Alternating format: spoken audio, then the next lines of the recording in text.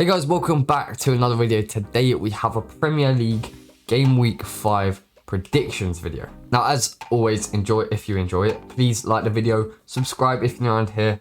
We are very close to that 7.5k mark, which would be incredibly nice to get this weekend, as we have got 10 Premier League matches, and as we are starting to do this, the second one, we're going to predict the results and hopefully we'll get them right. Now from last week, we did only get one result correct, and that was Chelsea 3, Aston Villa 0. And I was wondering, is it a coincidence that I just got the team I support correct? Or is it just a matter of fact that I watch them every week and I know them better than any other team? But starting off in today's Game Week 5, already Game Week 5, that's mental. We have Newcastle United versus Leeds United, a bit of a northern derby. I don't know, Newcastle's up high and Leeds is like in the middle. But Newcastle, actually, where are they in the Premier League this season? I wouldn't go so far to say they've had a great start.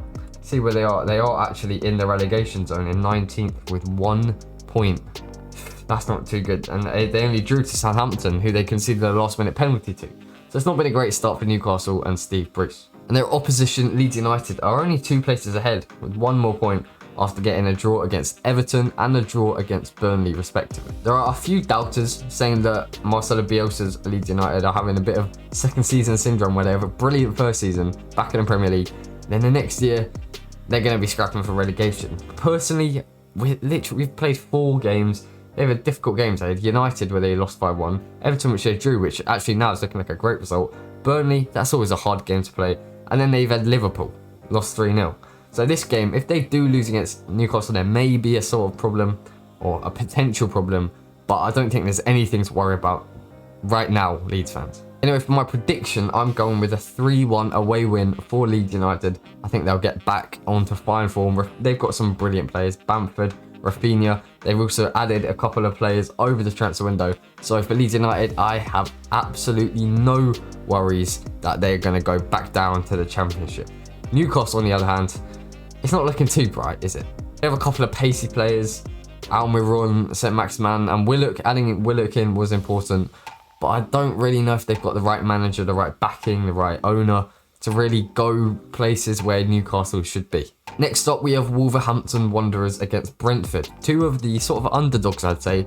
Wolverhampton Wanderers, also known as Wolves, have had, in football, they've had a brilliant start. They've been playing brilliant football, making loads of chances. The Dharma Traore has been everywhere. But results, where are they in the Premier League? They're 13th with 3 points. They only got those 3 points after beating Watford, as they lost to Leicester 1-0, lost to Spurs 1-0, and lost to Man United 1-0. So they've only conceded 3 goals in arguably 3 of their hardest games in the whole entire season. And they're just struggling to really make chances into goals. Raul Jimenez has come back from injury, but he's not the same Raul Jimenez after his skull fracture. And Brentford, they've had a brilliant defensive start to Premier League life. So have Wolves, actually. They've conceded 3 goals, and they've all been 1-0 wins against Leicester. 1-0 wins against Leicester, Spurs, and Man United. So it's not too doom and gloom for Wolves. They're 13th. They're playing some good football under their new manager. They need to start turning chances into goals and good performances into results. Brentford have started the season very strongly after beating Arsenal. They have yet to experience another win at Premier League level. They drew to Palace, drew to Aston Villa, lost to Brighton, and in a horrible way, 89th minute or whatever it was from Trossard. And now it is time for them to hopefully get back to winning ways in the Premier League. But they're in 10th, and I think there's no doubt in my mind that they will stay up. However, for my prediction, 2 teams that haven't conceded many goals, but also haven't scored many goals either, I'm going to go with a 1-1 draw. Then we've got Burnley versus Arsenal. Arsenal got to winning ways against Norwich last week after they scored after hitting the post twice from Pierre-Emerick Aubameyang. But it is Norwich. Let's not get too carried away now. They won 1-0 to Norwich. Yay. Alright. Now it is a bit of a relief to Arsenal fans, but it's really nothing impressive. They are 16th due to goal difference, on the same points as Wolves, but it's not been a good start for them. Their football is awful, and I think it's only a matter of time before Arteta gets sacked. They're coming up against the Burnley, who... Did they do something decent? Oh no, that was it. They were winning 1-0 and then lost 3-1 to Everton in 6 minutes. They conceded 3 goals. It could have been 4 in like 7 minutes, but the goal got disallowed for offside. They had a very good start to that game I was watching that.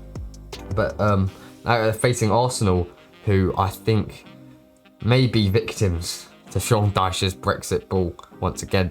And in that case, I'm going to go with a 2-1. Was it 2-1 I went with? 2-1 win for Burnley Football Club over Arsenal Football Club. Relegating Arsenal. This could be a 6-pointer. This is a relegation battle that Arsenal need to win. But I'm going with a 2-0 win to Burnley. 2-1 win. Go. Up next, we have Liverpool against Crystal Palace. Palace obviously beat Tottenham Hotspur 3-0 last week. Impressive stuff, or is it really? Because it's Tottenham and they can't defend. But Liverpool, they beat Leeds 3-0 after literally having 30 shots. Like 3-0, that's pretty good. It is flattering. They play good football, but they can't score. They can't you can't have a goal every 10 shots. That is mind-boggling. However, I don't think it will be too difficult for Liverpool to get back to carry on their fine run of form, creating so many chances, but not particularly tucking them away. They won midweek against AC Milan, and I think they'll carry on that winning way, winning 2-0 against Crystal Palace, who will not make it easy for them by all means. Next up, Manchester City versus Southampton. Now, Pep Guardiola said yesterday that City are going to be tired, so he's pretty much begging fans to come to the Etihad, support their team, get behind their team, and maybe make some noise in the Etihad for once. I don't know why it's got so much attention in the media. It's not that deep. It's not that deep. I think it will be interesting.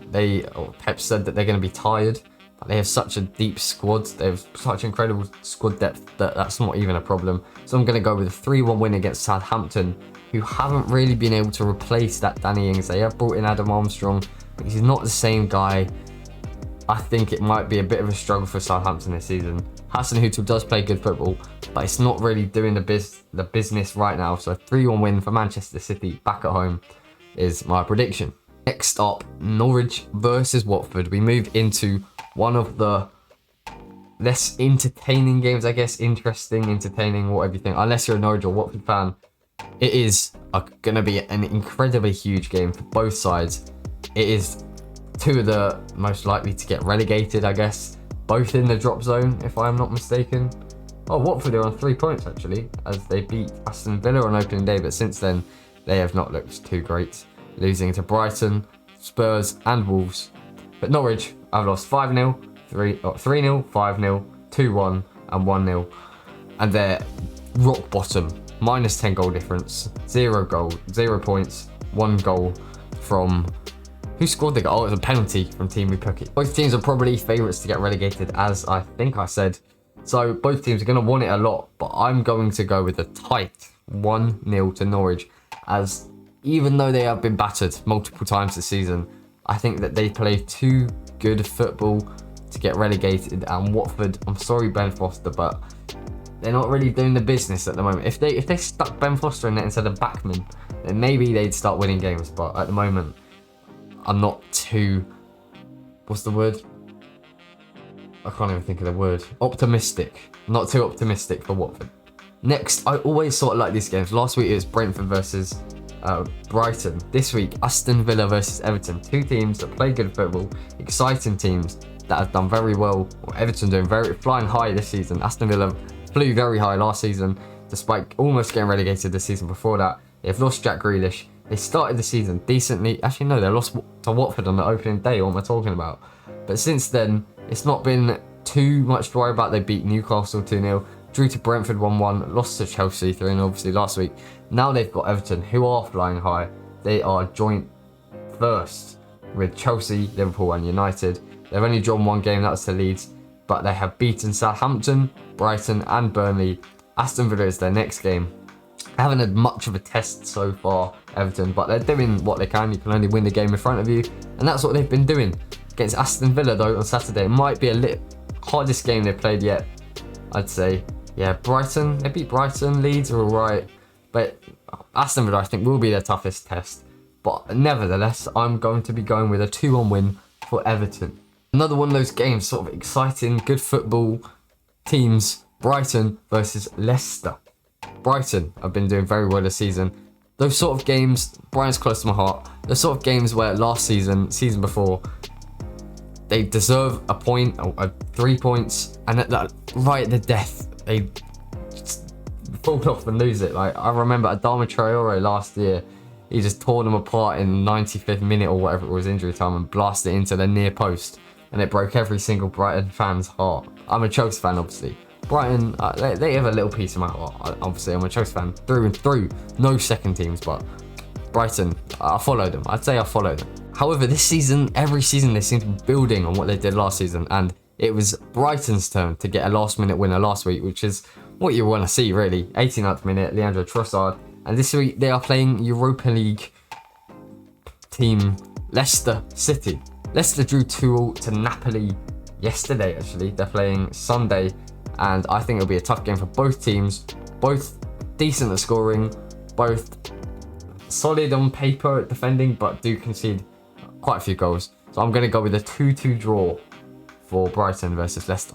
The penultimate matchup, West Ham United versus Manchester United. Both played in the Champions League and Europa League and Champions League midweek. Manchester United drew to Young Boys and West Ham beat Dinamo Zagreb. However, I'm going to go straight into it. I think United will win 3-0. 3-0. You got to go with some of the big... Oh, I'm not going to say it's an underdog game. It's probably Man United. The odds are probably favouring Man United. Maybe not as heavy of a win as 3-0. West Ham don't play bad football, but I think without Antonio, they're not going to score. And it might just all fall apart for them because he does carry quite a bit, especially this season. I think Ronaldo, so many other good players in United squad. They've got so much quality, so much talent. Bruno Fernandes, Sancho, Rashford, Greenwood, whenever they want, they can just bring them on. Obviously not Rashford at the moment, but they have so much talent. I think it'll be way too much for West Ham. They also got a good away record. They'll go away from home and batter West Ham 3-0. And lastly, obviously it's written in the stars, Chelsea to be the last team. Spurs versus Chelsea, London derby. We know what colour London is. It's blue. That's why I got a blue pen right there. But let's get straight into it. Chelsea 3, Spurs 1. Do Spurs even have 2 centre-halves? Joe Rodon is one of theirs. And then Eric Dyer is injured. Romero can't get in the country. Who else is there? Oh God, who else is... Tanganga's got a red card.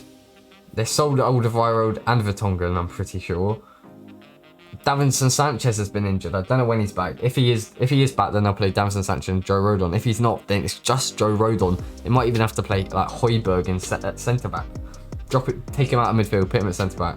Bit of a nutty one. And I think if we do face the Spurs with so many injuries, that's just their defence. Don't forget about Son's injured. Kane's not really on it right now.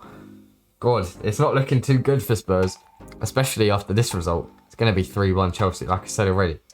Lukaku's going to be on there. Kai Havertz with a brace. Mason Mount's back. Ziyech is back. Werner's back. Everyone's back. Midfield, Kante should be back. It's going to be a good one. And I'm going to record a match preview straight after this. Upload it tomorrow because I'll be out all day. But come on, 3-1 Chelsea. That's all for my predictions. As always, like if you enjoyed it. Subscribe if you're not here. Thanks for watching. Goodbye.